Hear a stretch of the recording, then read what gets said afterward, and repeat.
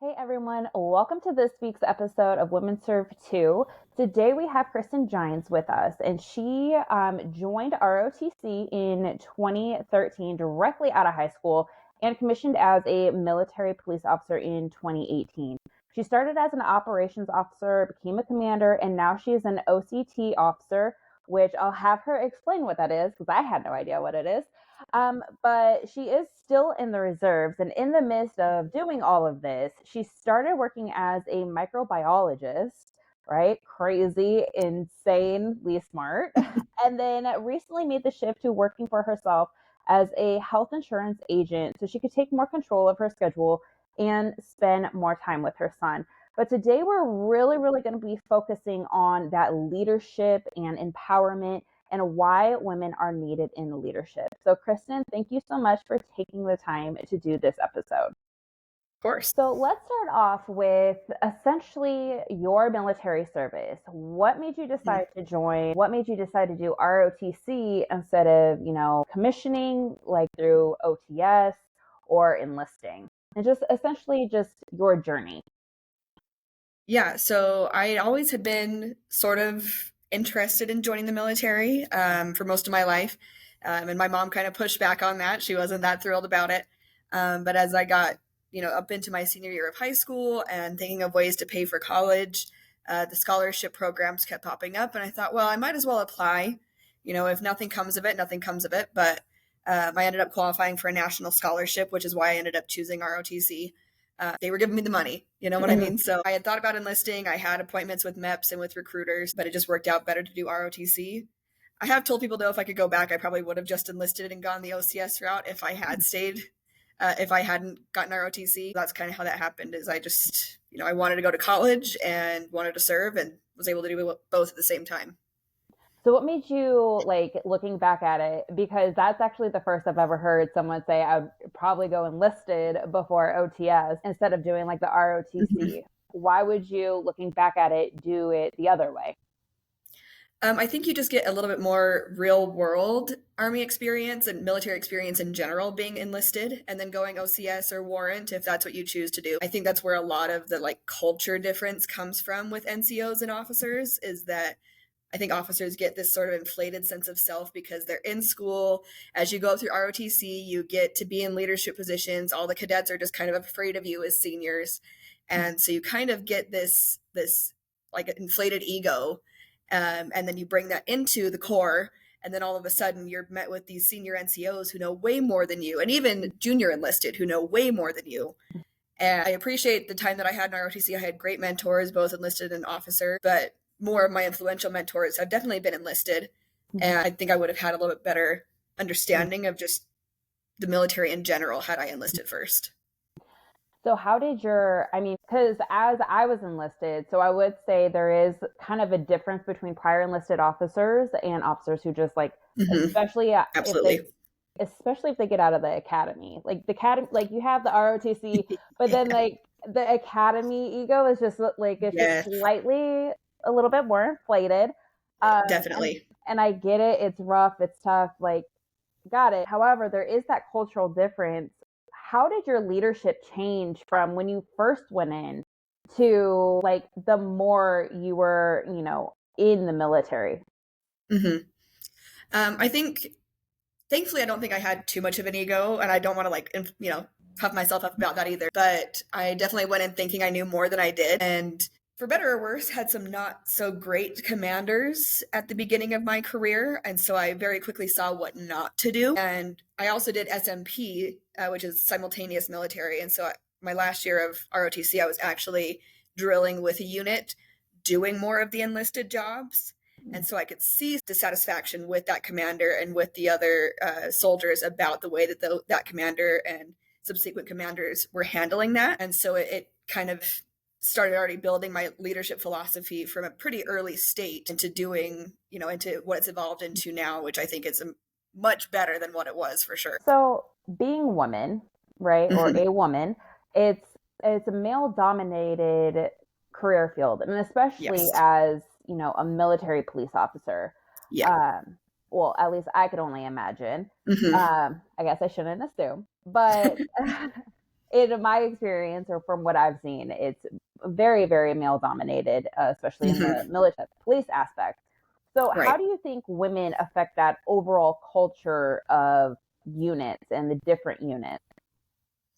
Yeah, I think at first there's a lot of pushback. We still have a lot of the old guard where we weren't doing really anything integrated for a long time with males and females. And there's still a lot of hesitance about that. But what I've noticed is that people who have served with women get rid of that reticence really quickly. They start to realize that we are assets and that we can contribute a lot to what's going on. And I saw that in my own unit where as I took command, I never really had as much of that pushback because they'd seen me in different aspects in the unit. And then when I took over, they already knew who I was. And so there was a little bit of an easier transition. But then I also could see that they were thinking on their feet. They were thinking more about the words they were saying and the way they were handling things.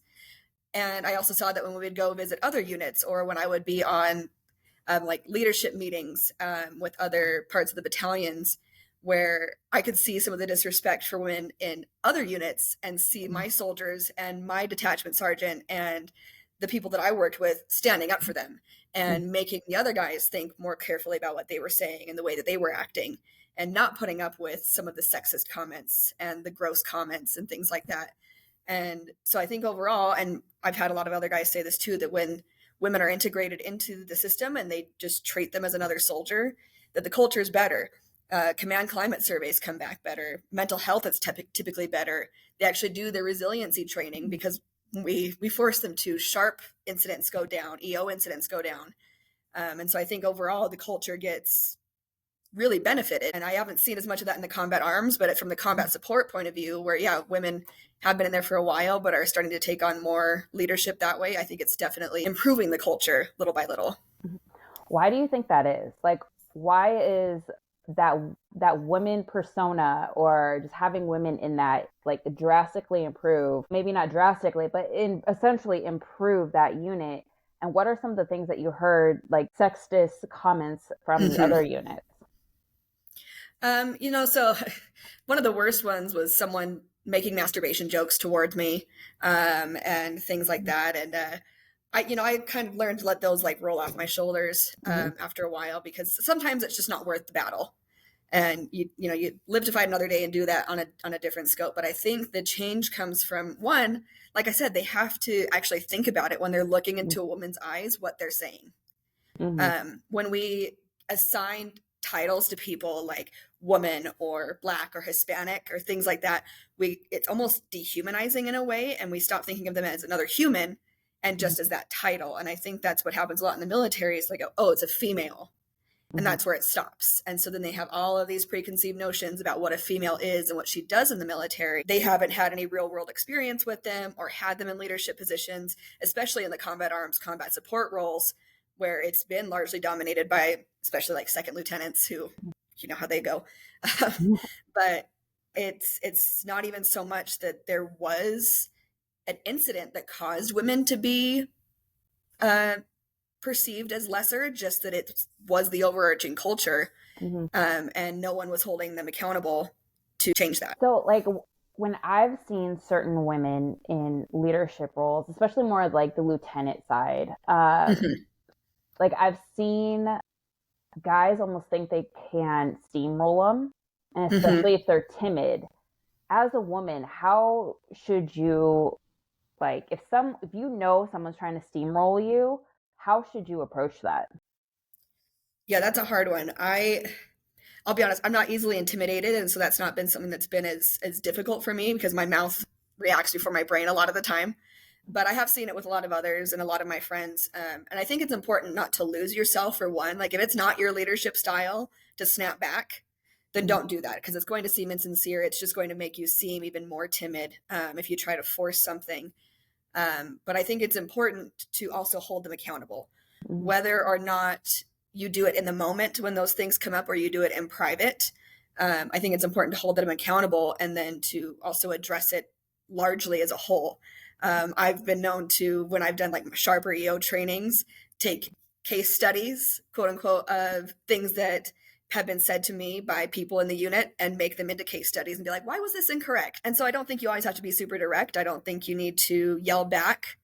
And I don't think you need to change and try to be like some swaggering asshole. You know what I mean? Yeah. To get your point across. I think you just have to find what feels true to you and stick with that. And then, do what you can to be sure that, you're holding yourself to a standard that you're comfortable with.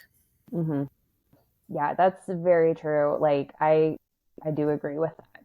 Mm-hmm. So like when have you seen like being a woman in the military as a benefit, but also as a challenge? Yeah. So I think I kind of talked about it already, but I think a lot of the benefit comes from we are a little bit more in touch with our emotions and a little bit more thoughtful sometimes about the way that we do things. And I always find it ironic that they say that we're more emotional when it's always been me having to pull the guys back in heated situations, be like, hey, we can't go that far, like bring it back a little bit. And so I think my biggest like benefit for me being a woman is that emotional intelligence that we kind of glean over the years.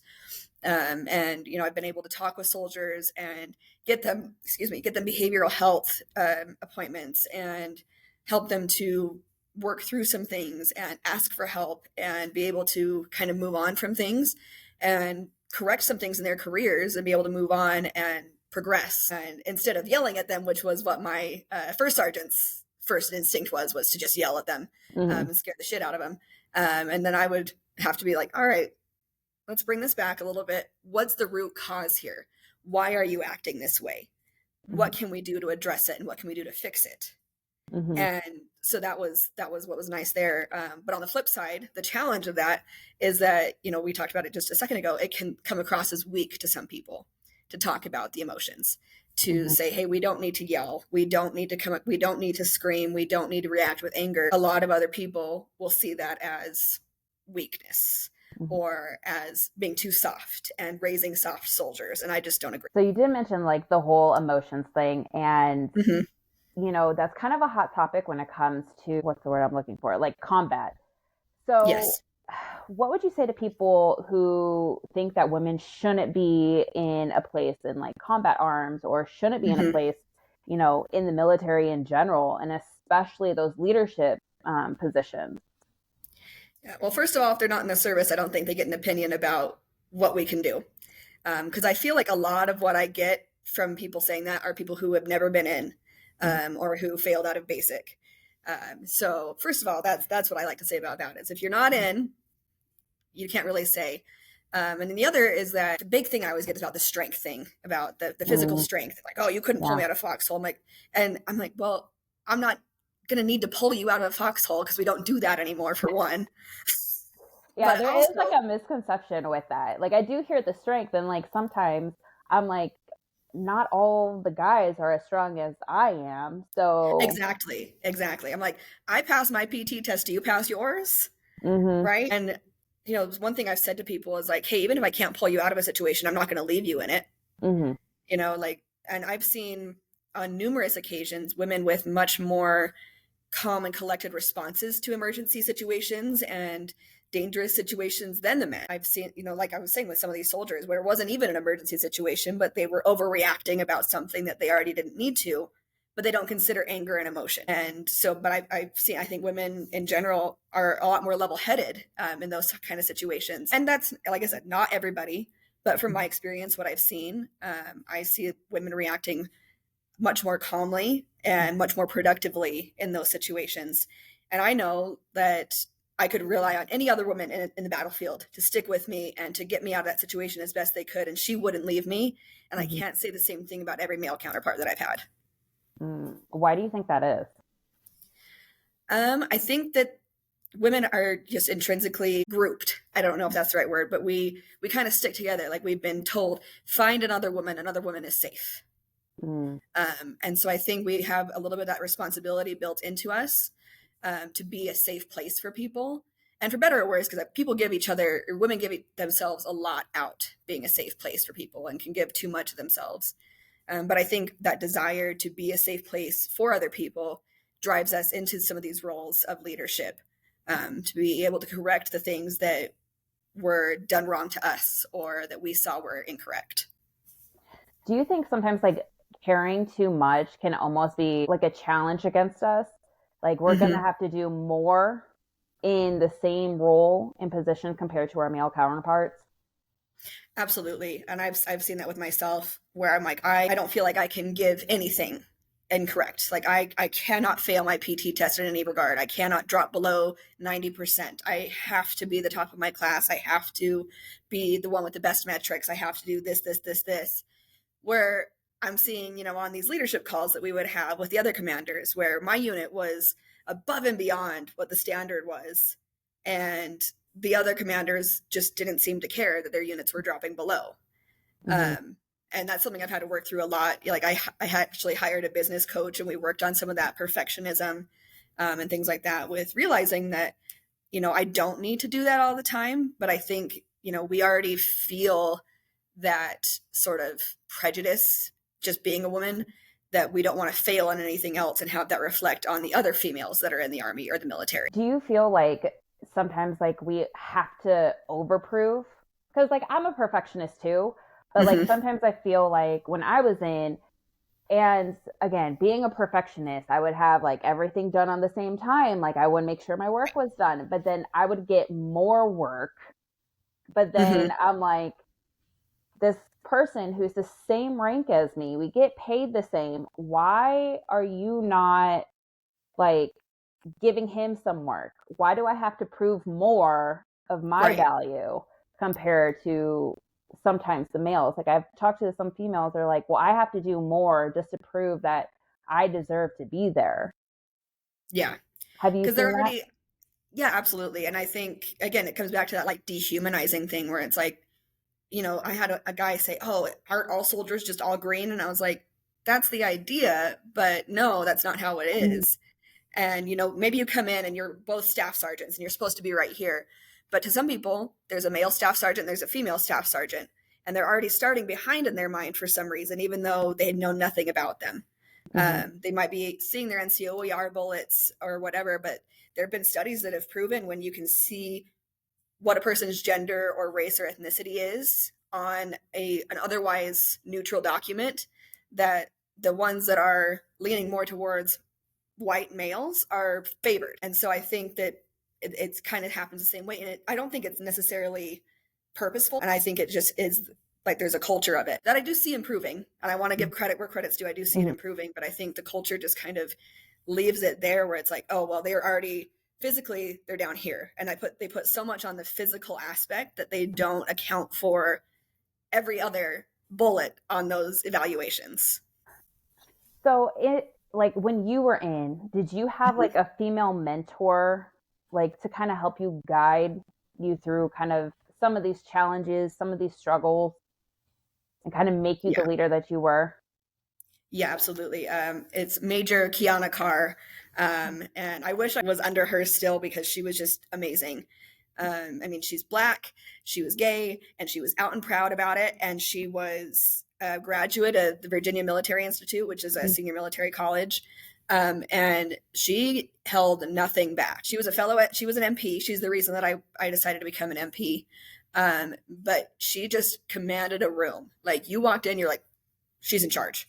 She didn't have to Mm-hmm. say anything, and you're like, she's in charge. And she didn't give an inch for anybody. But she was also very compassionate. She was also very, gentle when she needed to be, and had a good balance of those things, and just demonstrated what I thought a leader should be, and gave me, the the beginnings of my philosophy. And she's still out there killing it. Like I wouldn't be surprised if she's a 5-star one day. Like I think Oh, she'll just nice. hang on.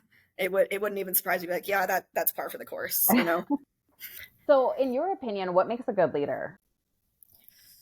I think it depends on each individual because what's a good leader for me may not be a good leader for you. But I think a good leader is adaptable for that, where they can look and see that maybe the style that they defer to isn't working for somebody and either adapt their usage of the things that they're doing or bring in a third party to be able to address that. And I think it's admitting that maybe you're not the perfect leader or not the best for this situation and that you do have faults and that you do need to work on more skills to best assist everyone because not everybody's going to respond to my leadership style. That's been made abundantly clear to me.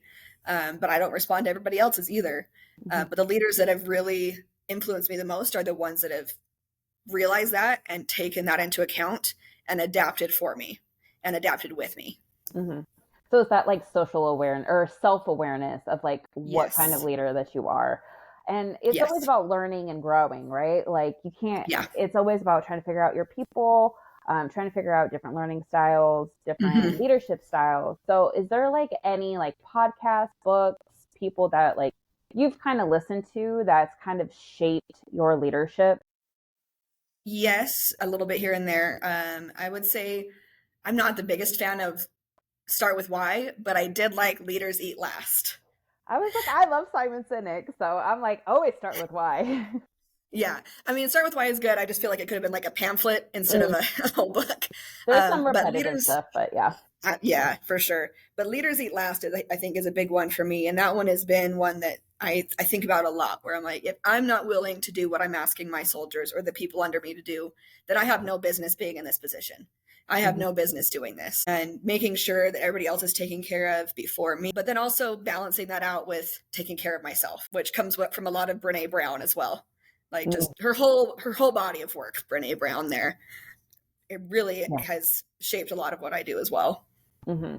She has been like a hot topic with a lot of the women that I've been talking to. Really. Yeah, her and Simon Sinek. I'm trying to think if there was like another one. Those two are like the main ones. So I'm gonna have to like come up with like a book list for people to like be like, Yeah. yeah. Was there The like other a? one I love was Jen Sincero, that You Are a Badass. I feel like I've read that. It's a good I one. I'm gonna have to relook because I feel like because isn't it more than just one book? Yes. Okay, Yeah. okay. She has a couple. Yeah, okay. So then yes, I did read that one. That is a good one Hmm. too. So how Yeah. often are you like adapting your leadership to like the different demands and the different times of the evolving military culture? I mean, ideally, I want to say all the time, but I know that's not true because I'm not thinking about it as much Hmm. as being in the reserve. It's one weekend a month, and so it's not always super present. But as I see things happen, politically and in the world, it kind of reminds me about different things I should do. And my husband is also a super deep thinker, and we have these conversations a lot about these things. And so in my head, a lot of the time, I'll have his words as I'm dealing with somebody who's difficult, kind of helping me remember, like, oh, I am not perfect either. Like, I think Hmm. I said something one time after a range where I was so frustrated. We were doing a dual range with another unit, and they were just not with it. And I was so irritated.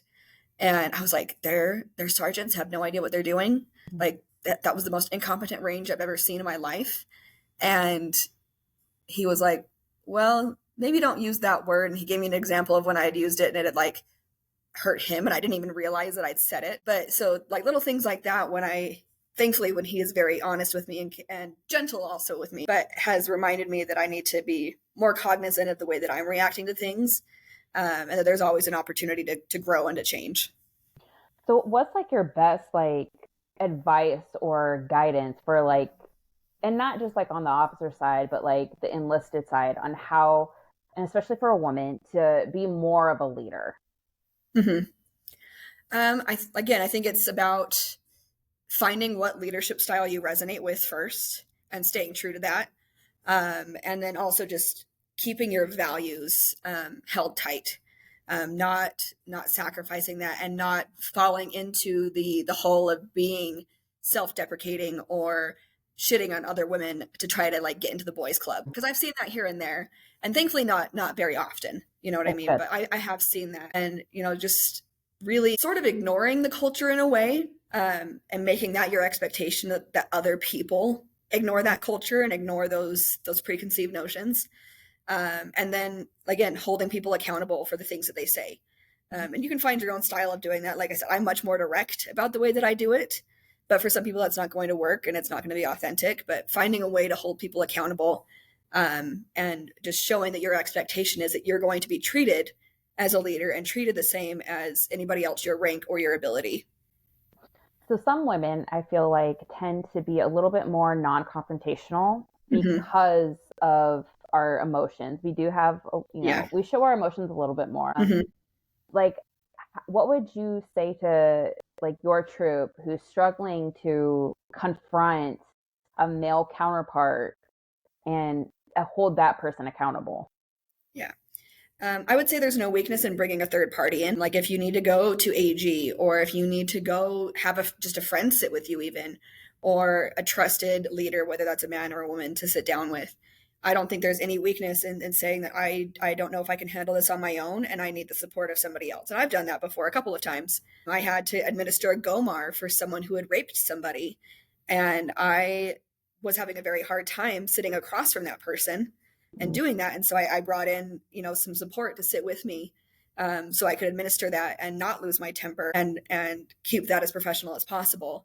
And so I think, finding the ways around it, and also sometimes saying maybe right now this confrontation isn't worth it.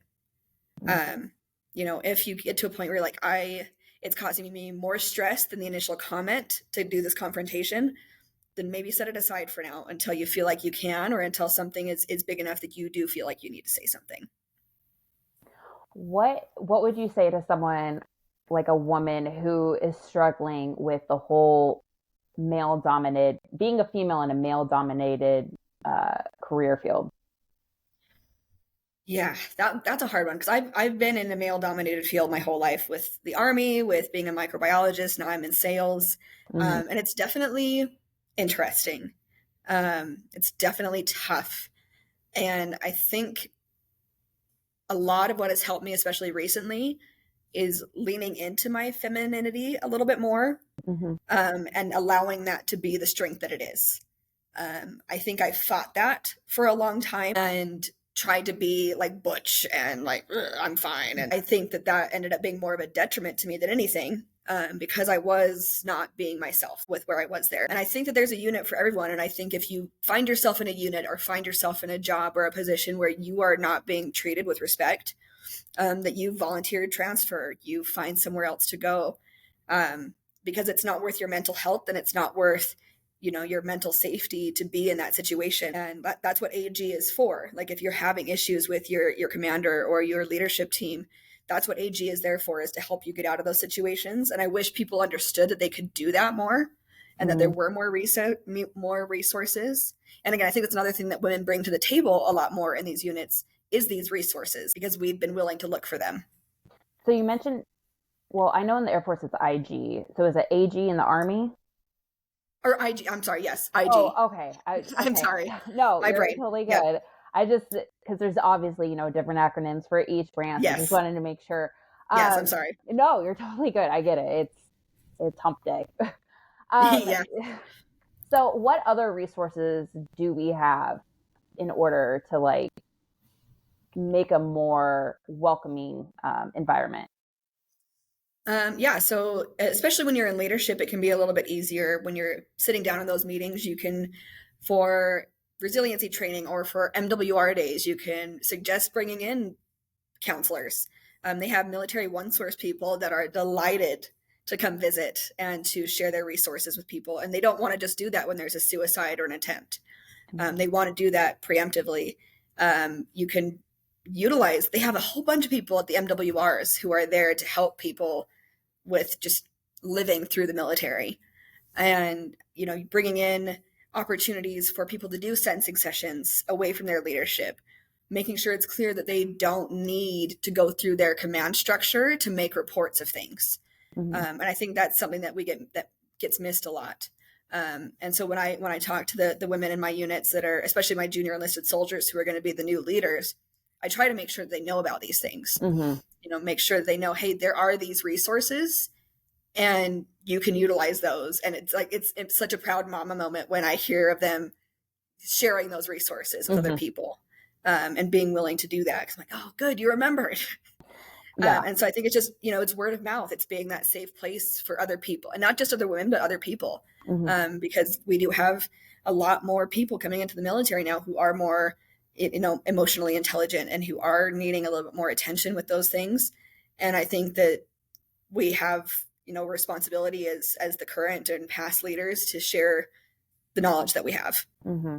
I think the sharing of the knowledge is so important because the more I've been talking to like the different women is like the more I've been finding out about these different resources after the Hmm. military. And Right. I'm like, Right. okay, well, where was this knowledge when I was in? Like, where did I Exactly. knew these things? So I think it's so important, especially like with leaders, even if you're not in like a command position, but like a Right. supervisor or even, whatever, like to know these resources so you Hmm. can give it and like do it more than once a year. Like I don't know how it Yes. is like with, like your unit, but I just remember when I was in, it was like a once a year, hey, Hmm. here's military one source, here's this. But like that was it. Like everyone, Yep. no one wanted to be there, especially on their day off or like if it was Yeah. pre or post shift. So they're like, Right. hurry up, like let's roll. So what Yes. are some other like ways that we could incorporate this knowledge without like death by PowerPoint? Yeah, and that I hate PowerPoints. And one thing that I encouraged my NCOs to do was to pick junior enlisted soldiers to teach little bits of these as like hip pocket training or as part of the safety brief at the end of the day. To be like, all right, hey soldier, you're gonna take this little piece of the sharp training and you're gonna talk about it, research it, see what consent means, and you're going to present that to the unit. For one, it gets them in front of the unit, it prepares them for taking on future leadership positions. But then you also kind of get the camaraderie of their other soldiers wanting them to succeed and wanting them to feel like they're doing well. And so they tend to pay better attention. Mm, Um, and smart. so, me as a commander saying the same words over and over again, doing the mandatory trainings, going, I know, guys, but we have to do this, Mm-hmm. they're going to tune out immediately. But if I pass that on to somebody else who is on their same level, I've seen it be much more productive. That's smart. I like that. Hmm. Yeah, definitely smart. So as you've worked your way up to being a commander, Hmm. and again, I'm not going to just assume, but I would assume the workload in the leadership is, the work life balance is obviously a little bit harder as you Yeah. get up into the ranks because you have a Yeah. lot more people to command, you have a lot more Hmm. responsibility. So, how did you balance that work life balance? Yeah. And I'll be honest, that was the hardest part for me. Thankfully, I didn't have kids yet at that point. But I was pregnant at the end of my command. And at that point, I was like, hey, like, I'm going to need some more help. Mm-hmm. But I did have like two miscarriages during my command. And I had a lot of stress. I was trying to maybe go back to school. I was working a job that was taking a lot of my time. And then being a commander was taking up almost as much time as a part time job would. So not only was I working 40 hours a week at my regular job, but then I had another 15 to 20 that I had to commit to the military, which I chose, right? Like I asked for the command. I knew what it was going to entail. I'd basically already been doing the job for the 2 years before that Mm-hmm. because the previous commander wasn't doing his job. So I knew what it was going to entail. Um, but I just, now I was getting, the points for being the commander. And it was really tough. And I think, I know that if it hadn't been for my husband and my support system, that I would not have made it through that. And so I would definitely say, like, if you don't feel like you have a solid support system, there's, again, no shame in turning down a leadership position. There's no shame in saying, hey, you know what? This is getting to be too much. I can't do this anymore. And if you have leaders that are making you feel shamed for that, then you need to let somebody know because they shouldn't be doing that. The leaders, like, whole obligation is to make sure their soldiers and their airmen, their seamen are being taken care of. Mm-hmm. And that sometimes means that you put somebody else in their position. You help them to know how to step down. You help them to know where things can give, because that's your job. Your job isn't the metrics. Your job isn't making sure that people go to their physicals. It's making sure that your people are taken care of. Mm-hmm. I was reading this one book and she was saying sometimes you have to say it's not within my bandwidth. Yep. And you have to be kind of aware, like you said, there's no shame in not taking that leadership role or not taking, Hmm. an additional duty. Now, don't get me wrong, it's the military, and sometimes those additional duties, they're going to be like, no, you have to, Right. because you're supposed to do what you're told. Um, Right. but sometimes you could guide your career based on that work-life balance. Hmm. But sometimes like that stress gets overloaded, like you said. So Yeah. how did you work the mental health aspect of all of it? I went to therapy. Um, I got a therapist, and I kind of, again, at the prodding of my husband, he was very gentle about it. He Mm-hmm. was like, I think that you could benefit from therapy. Mm-hmm. And I was like, I think you're probably right. Mm-hmm. And I saw a therapist. I got medicated. I've always had some low-lying anxiety. Mm-hmm. And it got to a point after the second miscarriage, I had some PTSD that I was diagnosed with. And that I was like, I'm at a point now where I need that help. And it took some humbling, and I didn't like it, but it made a huge difference. And I made sure to let my people know. I was like, hey, I've been going through this, and I went to therapy and I got medicated for it. If you guys need that, if you need those resources, let me know. Right? Mm-hmm. Like, I'm still here. I'm still the commander. I am still passing my PT tests. I'm still getting selected for things, but I'm taking care of my mental health at the same time. And thankfully, I felt comfortable enough expressing those things. Not everybody's going to feel comfortable talking about the difficult things going on in their life. Mm-hmm. And so because I do, I feel a little bit more obligation to talk about them more often. But I really wanted my soldiers to know that like, this is hard. This is a hard job. I am Mm-hmm. struggling, and I needed to get some help, and I did.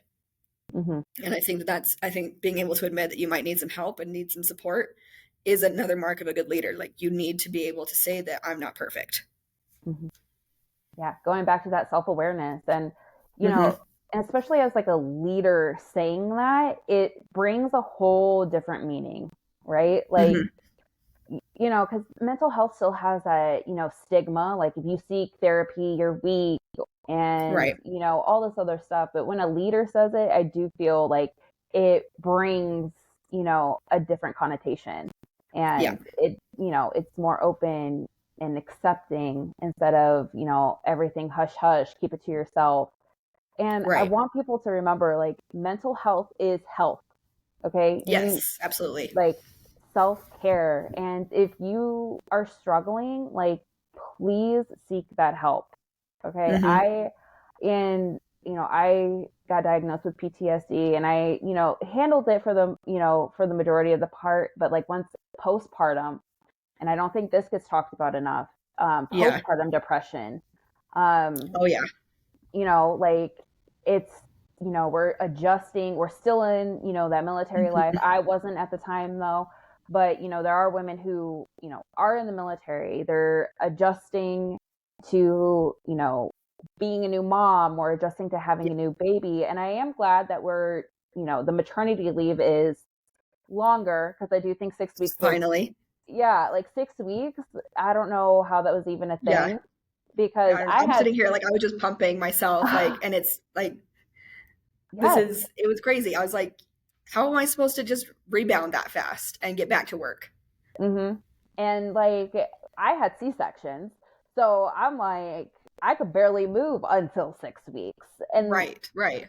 and I think, like, for me, because I do think, well, I guess I shouldn't say this because I'm not a psychologist, but some people are more prone to depression than others. Yeah. um and I think I was one of those people. So when I had my kids, I was struggling, and I was like, I Yeah. don't need medication, I don't need medication.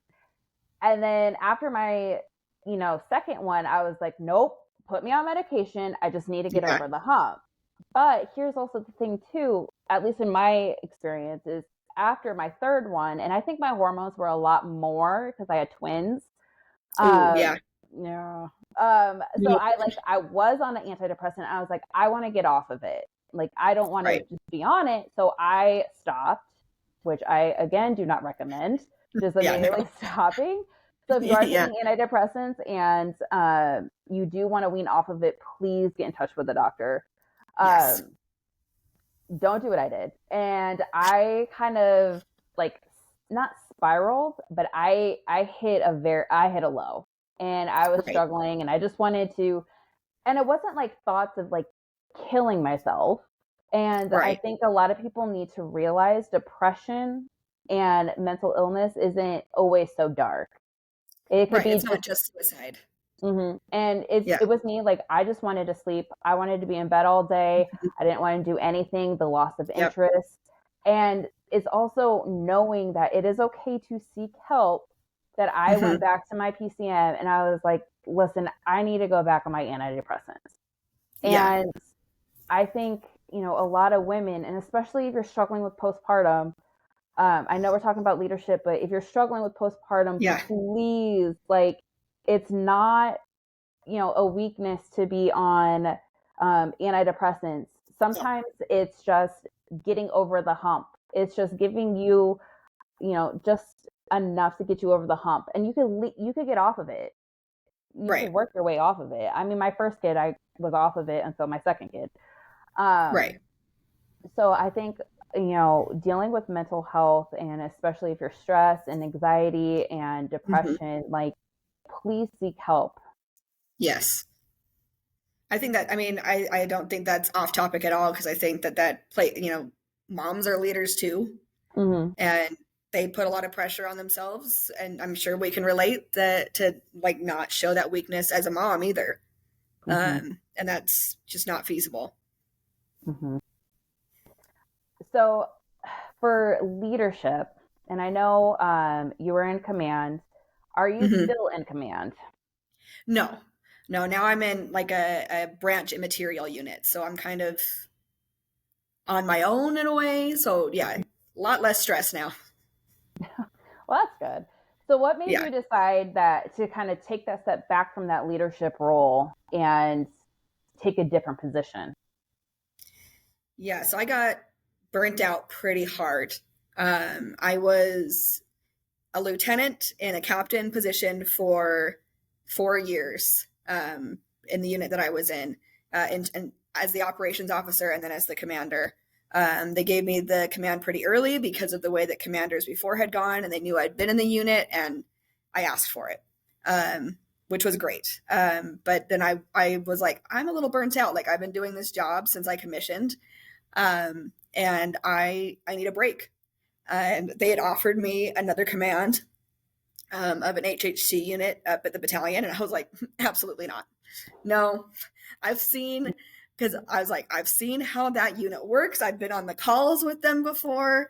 No, thank you. And I had other offers, like my mentor, Major Carr, she had a unit that I could have gone to take. But I was like, as ambitious as I want to be, I can't. And I was 8 months pregnant when I handed over my command. And so it was just not a good time anyway to like take on something brand new. I would have had to travel. It was going to be out of state for any of those other commands. And I was like, that's just not something I can give right now. Like I said, I don't have the bandwidth for that right now. And so I looked for one of these units that I'm in now because I knew that they were a little bit less hard. And I knew that I could go promote into that unit and stick with them for a couple of years and kind of, rejuvenate myself while still growing as a leader. Mhm. And then, so do you ever feel like you should have, like, taken more of that ambitious role? Like, what do you have, like, any, like, self-doubt on maybe I shouldn't have done that, or like, feeling like you're not as good? Oh, Is there all the like time. any, Yeah. like, what makes you kind of overcome those self-limiting beliefs and that doubt? It's really hard for me. Like we talked about the perfectionism, because like I said, I know about these resources. I know about these things. I've been in this role. And so I do feel that responsibility to keep sharing it. And so a lot of what's relieved that has been one, like I said, working with that business coach was life changing. She helped me see things from a better perspective and overcome some of that. But then I also am pretty active with that kind of stuff on social media. And so I've been, sharing about my experiences. I don't know if you've seen Mill Mama on the Run on TikTok. Mm-mm. She's a Navy captain, but she's super outspoken about her mental health and everything that she does. And so following things like that and seeing other women in leadership positions and seeing them still be successful as mothers and or not, Mhm. And choosing to be comfortable where they're at. I think it's a choice. Mhm. So I waffle back and forth all the time, like, oh, I could maybe take another command. And then I remember how miserable I was. Mhm. And I'm like, you know what? My son deserves me to be more present than I can be as a commander. Mhm. And so that helps me to regulate a lot. And my mental health deserves me to be better than I was as a commander. And so does my husband. He deserves me to be more present.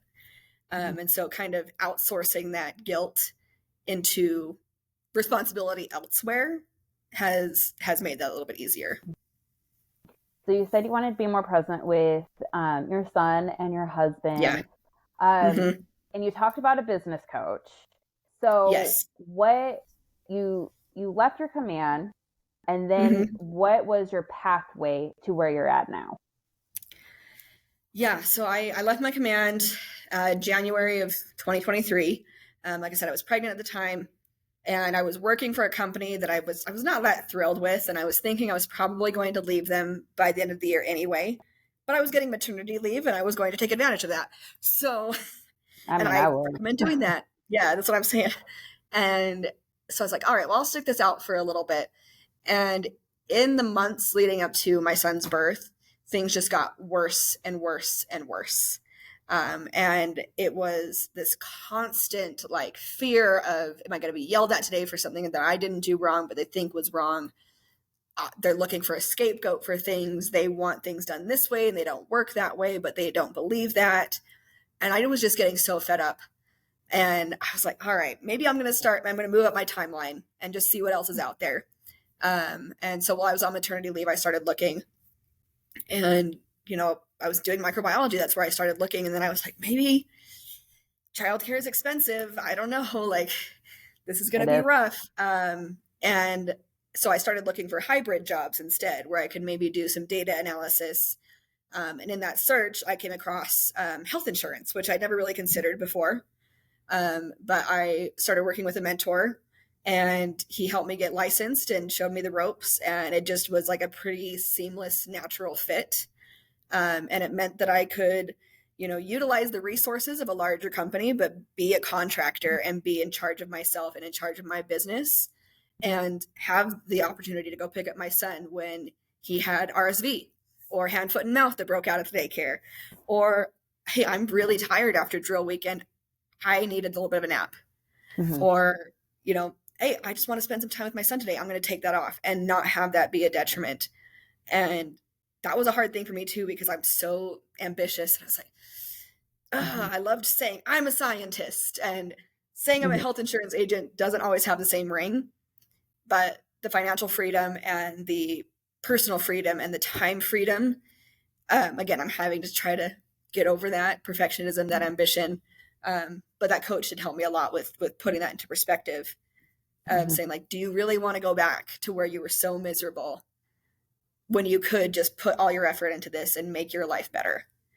Um, and it really has been a huge shift. And so like everything kind of after that, like moving out of that job and moving out of the command, um, and that's also helped me with that transition of being like, all right, I don't always have to be go go go go go. Sometimes Mhm. it's okay to like take a moment for growth and for personal reflection, and that's not bad. And I'm not going backwards. I'm just not progressing in the way that I'm used to.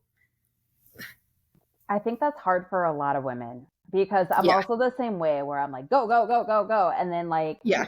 I do need a time where I'm like, okay, I do need to slow down. But then I feel Yes. like my peers are, you know, farther along than I am. And then I feel Right. behind. And then there's like all of these emotions that I have to work through. So sometimes I have to, we have to remind ourselves like slowing down and taking the time to grow is still going to propel Yes. us forward.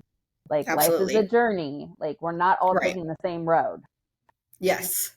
So, Yeah. And that's how you and get burnt out. So, yes, and sometimes like we do need to take a step back, like you said, like when you are burnt out, and it is okay. Like there's nothing wrong by stepping back. It's also like what mhm. your priorities are.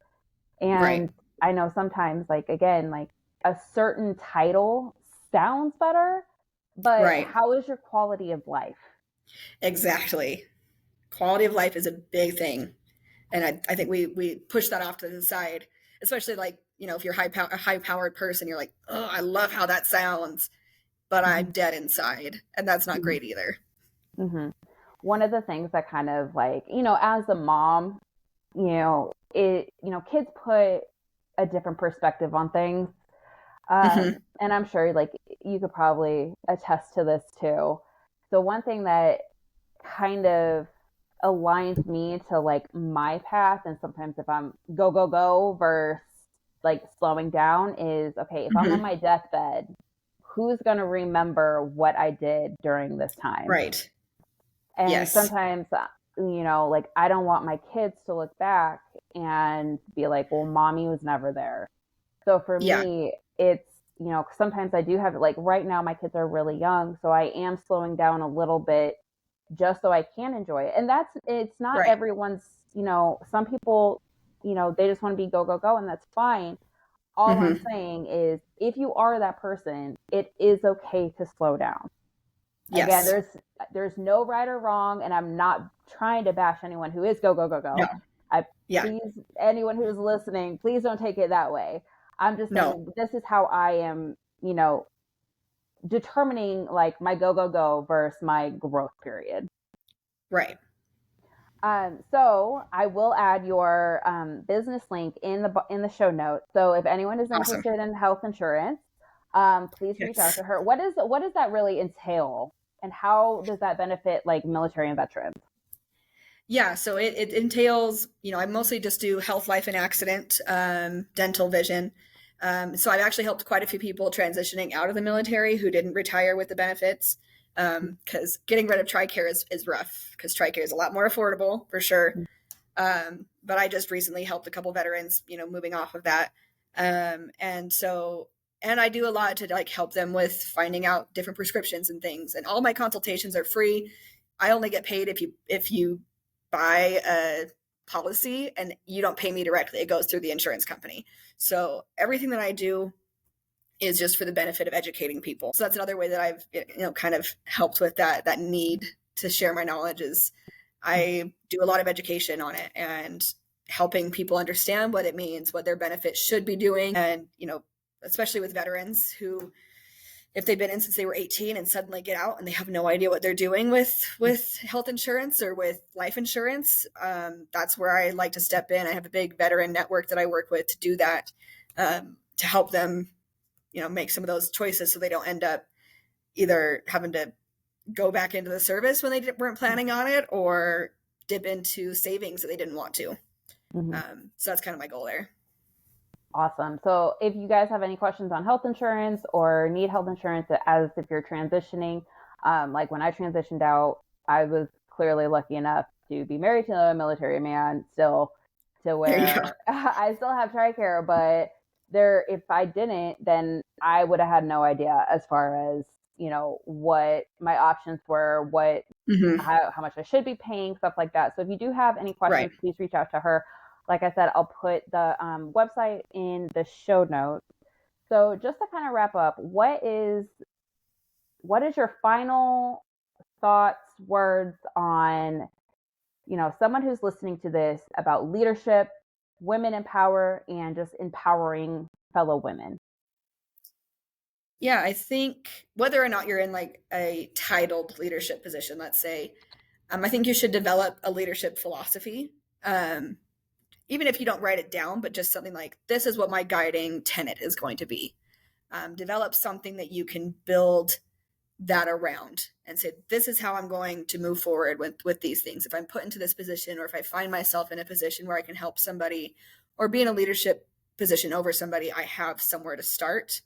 Because even if you're not leading someone all the time, you're still leading yourself. You've still got people around you who might see you as a leader. And by, kind of always being open to taking in those things and ways to improve, I think you just naturally become a better person for one, but a better leader overall. And then I would just say staying true to who you are. Like don't change that philosophy because you see something else working for somebody else. And don't give up the like values that you hold most dear, to try to fit into a mold, to fit into a job.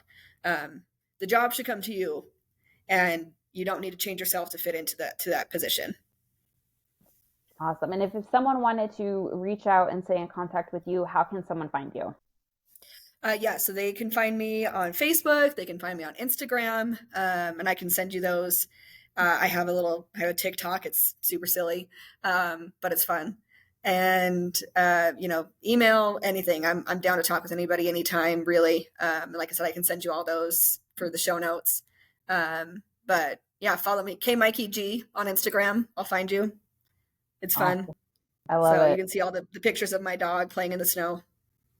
Oh, yeah. I see the snow in the background. I do not miss Yes. that. Yeah, we got about 6 inches the last couple days. So Yeah, don't miss that. Anyway, it's a lot of fun. well, thank you so much for joining today, doing this episode, sharing your expertise. Mhm. If anyone has any questions, please reach out to me or her. Again, thank you so much for listening. Until next week, we will talk to you soon.